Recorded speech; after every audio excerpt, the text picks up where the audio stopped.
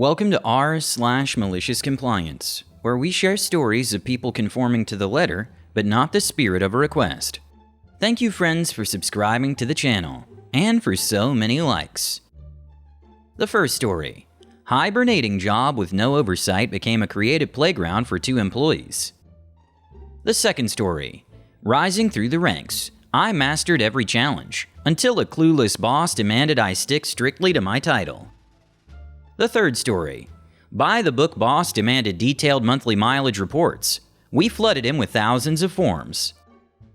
The first story is how my friend got paid to find creative ways to sleep for 19 months.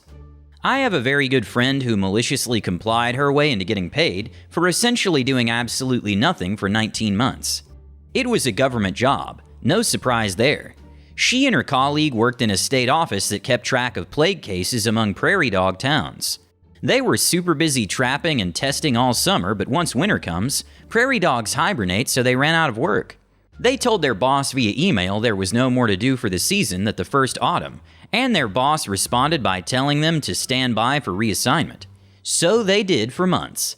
They didn't want to be accused of theft by just clocking in and out and leaving, so in the very beginning, they organized some storage spaces. Very slowly, cleaned their office several times, organized paperwork and that sort of thing. When they ran out of SH to do, they started sleeping, doing schoolwork, Sudoku, what have you. Initially, they slept in turns, so someone was always available if anyone came to check in on them. But when it became obvious no one was coming, they stopped bothering. By summer the following year, when the prairie dogs came out of hibernation, and she thought her work might resume, the whole office, all the employees in every department, received an email from someone high up informing everyone that particular department had been cut. Don't know if it was unfunded, or they got all the data necessary the previous summer, or that particular pet project of some politician was forgotten about, but somewhere along the line the state fish and game axed the project for whatever reason. Nothing was mentioned in the email about her job status, so her and her coworker continued to go in and do nothing. She'd tell me about making a giant binder rubber band chain and roping 2 office chairs together facing each other to sleep in the seats. She's only 5 feet tall, so she fit relatively well, making a nest under her desk and moving the largest copy machine out of its cabinet and sleeping inside. They made sure the security people saw them periodically throughout the day, and they were on camera. Anyone above them paying attention would have noticed, but no one ever took the time. They dodged folks in the other departments for fear they'd get told on and just minded their own business. They rarely had much interaction with other employees anyway. Eventually, she ran into her boss at a show and she asked my friend where she had found new work. My friend didn't lie and said she still worked there. Where? Where you left them.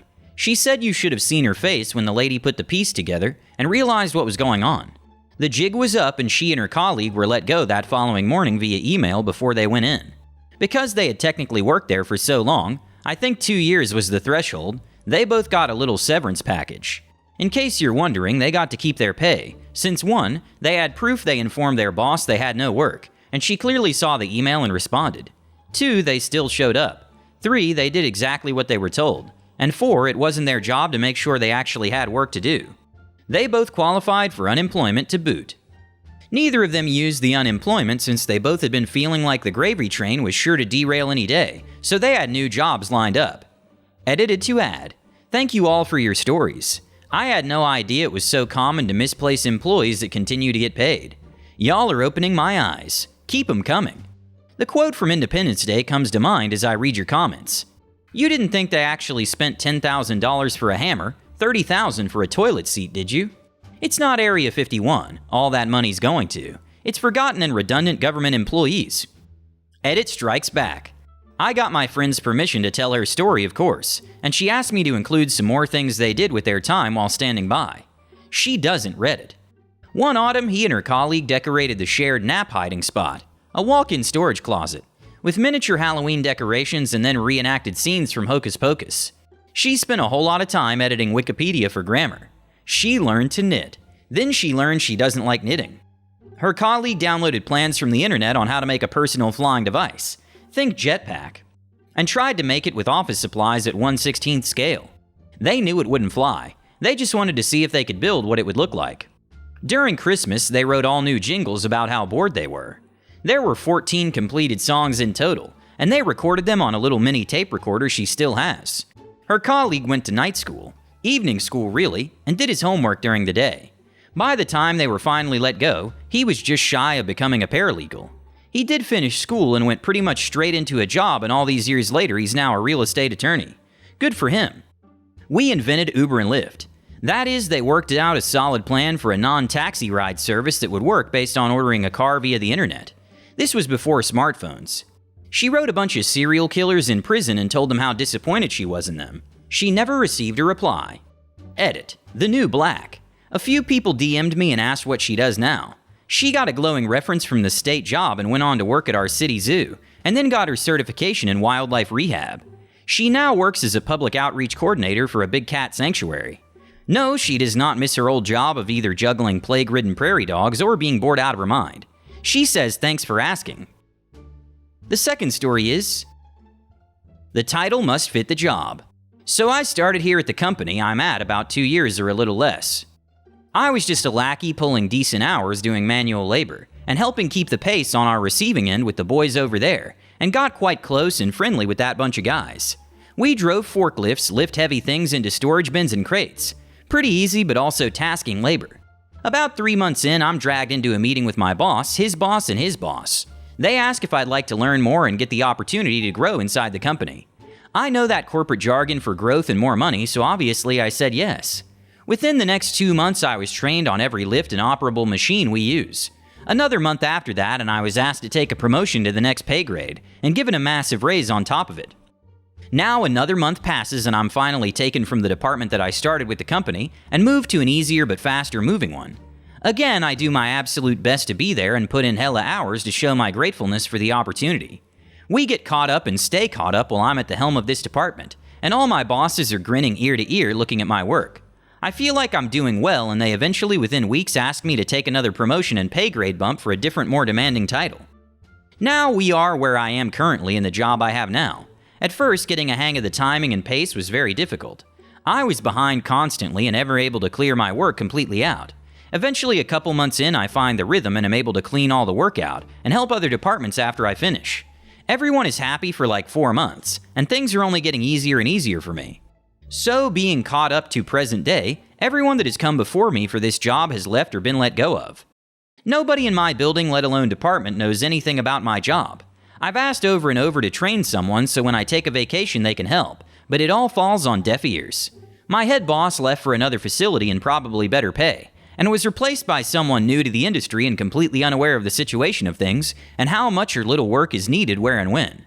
Last week Thursday I had 40 plus hours in and was done with everything my department could do. New boss says everyone is mandatory for the coming Friday. I'm not hurt or dying because of it, but I'm a little sad I can't hang out with family or my girlfriend because of the 5 hours minimum we work that next day. I show up knowing my duties are already complete. I start working on the receiving center immediately to help them get caught up more, and about 2 to 3 hours in I get called into the boss's office alone. He sits me down and tells me how much he loves my work and appreciates my time I spend to make sure we stay ahead. But now he starts in with, I'd like to see you in your own department on Fridays rather than with your friends at receiving. I try to tell him that I'm done with everything I can possibly do for the week, and that I'm just lending a helpful hand, but he's hearing none of it and immediately shuts me down. He tells me something I've heard over and over on this sub, and I quote, I don't want you doing work outside of your designated title. Your friends have their job and you have yours. Before leaving, I asked for that in writing or an email, knowing that leads and other employees were going to harp on me for sitting around all day and getting paid with my feet up. He obliged and I was sent back to my desk. Friday came around and I sat at my desk and texted my family and girlfriend the entire shift. Nothing to do but catch up with people. Little needs to be said, but they fell well behind at receiving in the last few days. We went from waiting for the next semi to being behind and having 6 trucks waiting on us to find space. And now I refused to move my feet if I was done. My job title was firm in its description, and my boss wanted me to stay at my department with no exceptions. Now the following Tuesday I have every lead and manager begging me to ignore the new hotshot and continue to help, as they're missing 2 guys. One quit and one went to help his wife with their new baby, leaving a sole guy up there at receiving by himself. I again just forward the email he sent me, being as he's everyone's boss, and continue to do my title duties and nothing but my title duties. I should also state that I'm transferring departments soon anyways, so I no longer care to help the current state of affairs they have found themselves in. Better boss, better time management, and better overall situation. But I will for the next 2 weeks only do my title's job and that alone. The third story is, insist on your mileage sheets monthly? Okay, boss, you'll get your paperwork in spades. This beautiful country of ours has a fairly low population density generally for reasons dating back to the infamous famine. Watch Black 47 for reference. It also, however, has layer upon layer of civil servants and bureaucracy. We have a beautiful system of government where we have 2 houses and a representative for every 30,000 people as a fact of law. Underneath that, we have a local government system with local authorities in each country and city, each with their own elected councilors and administration. Planning, fire safety roads, refusing collection, and some other things are administrated by these local councils, which leads to the public service being the largest employers in the country. All in an island with a southern republic that has with an area of 26,000 square miles, with at the time about 31 or 32 local authorities, and a population of 5.5 million plus or minus. It's totally over the top, but that's a discussion for another day. Anyhow, while working for one such local authority as a senior executive engineer, SEE, a fire officer, my good friend, an extremely intelligent civil engineer, had the misfortune of being gifted with a new boss, a spanking clean, brand new in a box county engineer, in his first role in that position, full of the proverbial pea and vinegar. Now, this particular county was landlocked by other counties, and is a particularly odd shape with a brand new motorway going through it. There are many parts of the country that the only way to get to by road is through other countries. This is important. Most staff use their own cars, and once a month you filled out your mileage sheets, sent it to your direct line manager for sign-off, who sent it up the chain and claimed it back at a rate of so much per mile. It was often a nice addition to the paycheck and more than covered the cost of maintaining and running the vehicle. If you crossed your LA's boundary, you had to fill out another sheet explaining why, and get it signed off by your line manager. Under their previous boss, they had devised a system where no one had to bother with the mileage sheets necessarily on a monthly basis, and could let it slide for a few months, and then submit them all together and get a nice bonus in one lump. Nice if you had a special occasion or a holiday coming up. An easy savings plan, if you will. No one bothered with the second sheet because you crossed the boundary so many times a week that they became irrelevant. Cue new boss's arrival, who insisted on doing everything by the book. Didn't like the way that things were previously and was going to sort it all out, straighten out everything and kick everyone into line. He called everyone into a meeting, explained what he was doing in his best authoritative manner, and insisted on monthly submittal of all expenses and mileage sheets and everything listed down to the finest detail, including reasons for your trips, etc. And they had to be explained fully and in detail, otherwise the mileage sheets would be sent back unsigned. My friend and the rest of the staff went away from the meeting wondering how they were going to deal with this new way of working. After a few days stewing, my friend came up with a solution to the issue, and then called his workmates. They had a little discussion amongst themselves about how to deal with things and came up with a plan for petty revenge. Everyone under the direction of the new boss found that the extreme ends of the county is where they were needed to work that month.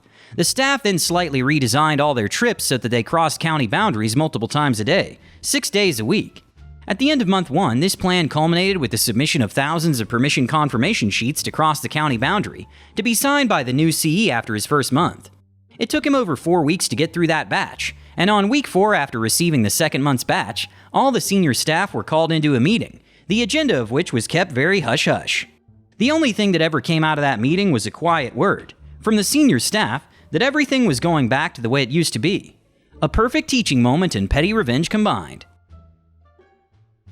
Thank you for watching, hit the like button and subscribe to the channel.